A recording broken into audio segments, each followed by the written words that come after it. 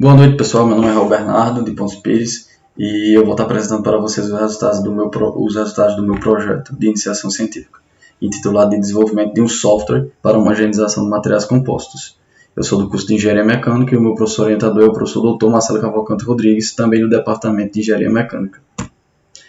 Meu projeto ele está enquadrado na opção número 9, Indústria, Inovação e Infraestrutura. Os principais objetivos são realização do estudo sobre os métodos de homogeneização de materiais heterogêneos, no caso o Dalit, Mori-Tanaka, esquema diferencial e autoconsistente, realizar esse estudo para diferentes geometrias de inclusão, desenvolver um software utilizando o MATLAB para realizar a homogeneização desses materiais compostos e que esse software seja capaz de fornecer os valores das propriedades mecânicas no regime elástico. O que são materiais compostos? Os materiais compostos eles são formados aí pela combinação de dois ou mais materiais distintos, de forma que essa junção fornece propriedades superiores aos seus constituintes de maneira isolada, quando analisados de maneira isolada. Esse tipo de material é formado por duas fases, a matriz, que é a menos resistente, que é contínua, e envolve a outra fase, chamada de reforço e inclusão, que é mais rígida, resistente e pode ser contínua ou descontínua.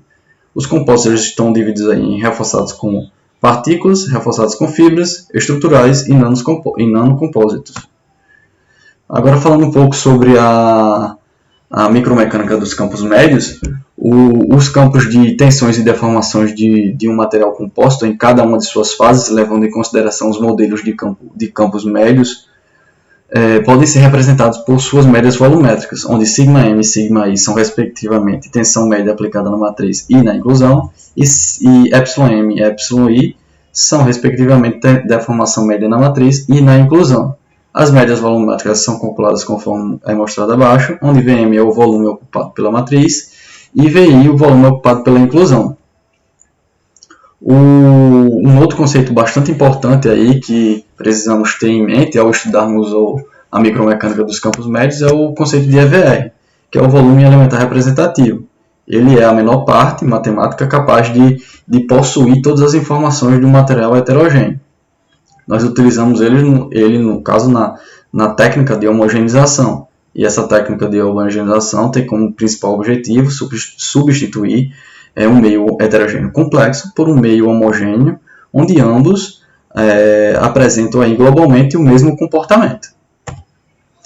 Os principais modelos de homogeneização dos campos médios estão baseados no método da inclusão equivalente de Eshelby e são o Dalit, que no Dalit não é considerada a interação entre as partículas, logo ele é um método bastante limitado a baixas frações volumétricas, geralmente é 10%,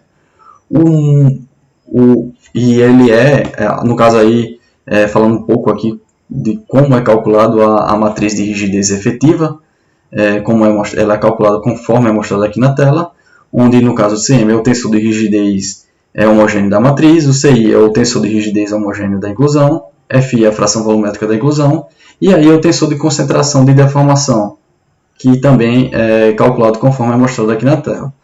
Já o Mori-Tanaka, ele leva em consideração a interação entre as inclusões, e em uma primeira fase, o material em estudo ele é substituído pelo problema de Eshelby, sendo em uma fase posterior aí realizada a homogeneização do material. E ele é calculado conforme as equações mostradas aqui na tela. Já o autoconsistente, ele é um modelo baseado no método da inclusão equivalente de Eshelby, onde é considerada apenas uma inclusão que está envolvida aí pelo material efetivo. Já o método de esquema diferencial é baseado aí na inserção conceptiva da fração volumétrica de cada fase na matriz efetiva, em etapas infinitesimais. A consideração aí para este modelo é análoga a uma produção real de materiais heterogêneos, dada por meio da inserção de maneira gradual da fase heterogênea em um meio homogêneo, que é a matriz. Já a metodologia, aí, no caso, utilizada para o desenvolvimento desse trabalho, tivemos inicialmente a revisão bibliográfica sobre os materiais compostos e sobre as metodologias de homogeneização. Em seguida, fizemos o desenvolvimento do algoritmo conforme é mostrado aqui na tela, onde nós entramos com as informações da inclusão e da matriz, o tipo de inclusão, o valor da fração volumétrica, realizamos o cálculo da matriz de rigidez, em seguida calculamos o tensor de Echelve de acordo com o tipo de inclusão, calculamos, né, o tensor de concentração do material e verificamos se ele é fibra desalinhada ou se não é fibra desalinhada. A depender disso, utilizamos aí um cálculo diferente para encontrar o tensor de concentração do material. Posteriormente, calculamos o tensor constitutivo efetivo do material heterogêneo e, em seguida, calculamos aí as propriedades elásticas e realizamos a plotagem dos gráficos. Nós temos aqui a interface, né, do programa desenvolvido, onde como eu havia dito, entramos com o tipo de geometria da inclusão, o método e os valores das propriedades da matriz e da inclusão. E como resultado nós temos as propriedades homogeneizadas, que são o módulo de Young, o módulo de cisalhamento e o módulo de Buck. Temos também um resultado gráfico aí, nós apresentamos essas propriedades homogeneizadas variando de acordo com a fração volumétrica, no caso variando de 0 até o valor informado pelo usuário de fração volumétrica. Nós, com o objetivo aí de validar o algoritmo de software desenvolvido para a homogeneização de materiais, nós realizamos um estudo sobre um composto com as seguintes propriedades, onde o módulo de Young da matriz valia 71 GPa e o da inclusão 400 GPa. Já o coeficiente de posição da matriz era 0,33 e o da inclusão 0,14. E o tipo de inclusão aí foi a esférica. Aqui nós temos o gráfico para o módulo de Young, o módulo de cisalhamento e o módulo de Buck.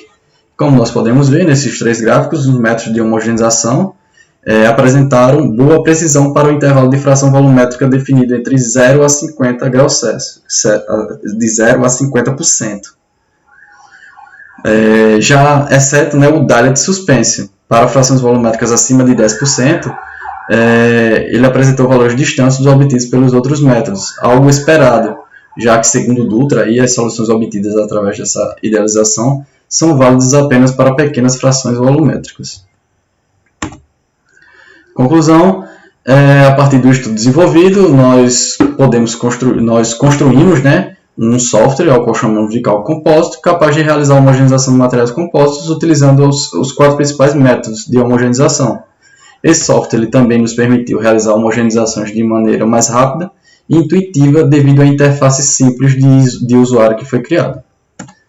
Então, eu agradeço primeiramente a Deus e a minha família por sempre me apoiar em toda essa jornada, ao meu professor orientador Marcelo, por ter confiado a mim esse projeto de pesquisa, e a José Antônio França de Araújo, por todo o conhecimento aí passado e esclarecimento de dúvidas. Agradeço também a Propesc, o FPB e CNPq por terem financiado toda a pesquisa. Obrigado.